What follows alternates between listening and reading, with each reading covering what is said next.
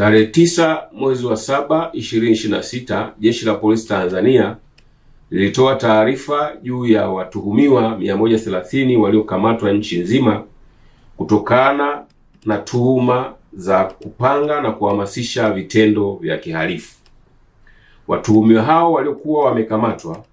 kutokana na ufuatiliaji uliokuwa unafanywa na vyombo vya ulinzi na usalama katika majukwaa mbalimbali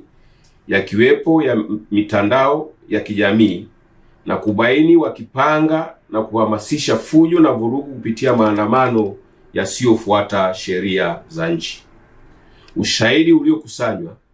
kupitia njia mbalimbali ulionyesha kuwepo kula njama, kupanga kwa maneno na kwa vitendo kupitia mikutano ya ana kwa ana, mijadala ya klabu za mitandaoni ambayo hata waliofanikiwa kuingia waliyasikia, kuandaa na kusambaza jumbe mbalimbali kupitia mitandao na vipeperushi vilivyosambazwa maeneo mbalimbali. Mengine waliokuwa wakipanga na kuhamasisha mbali na kufanya fujo na vurugu kupitia maandamano yasiyofuata sheria, kanuni na taratibu ni pamoja na kuua viongozi wa serikali na wananchi ambao hawaungi mkono,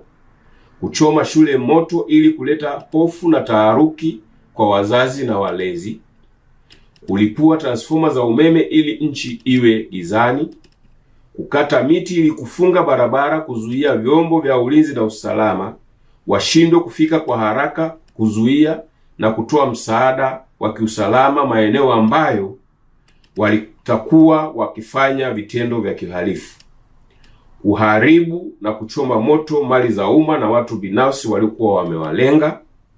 kushambulia askari wa vyombo vya ulinzi na usalama ili kuwapora silaha wazitumie kufanikisha malengo waliokuwa wamepanga. Vitendo kama hivi, kulingana na ushahidi uliokusanywa, unaonyesha uwepo wa tuhuma za makosa ya kigaidi. Kwa mujibu wa sheria, vitendo vya kigaidi kwa uchache ni pamoja na kula njama, kupanga na kuhamasisha kufanya vitendo vyenye kujenga hofu ili kusababisha hofu kubwa kwa watu, kupanga na kuhamasisha kujeruhi na kuua watu, kuhamasisha kupora silaha ili kuzitumia kufikia malengo na kuzuia huduma muhimu kwa kuharibu miundombinu. Kutokana na mazingira hayo, watuhumiwa hao waliokuwa wamekamatwa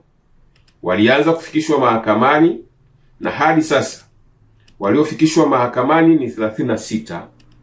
wakiwepo 4 waliokamatwa na vilipuzi 155 huko mkoani Iringa.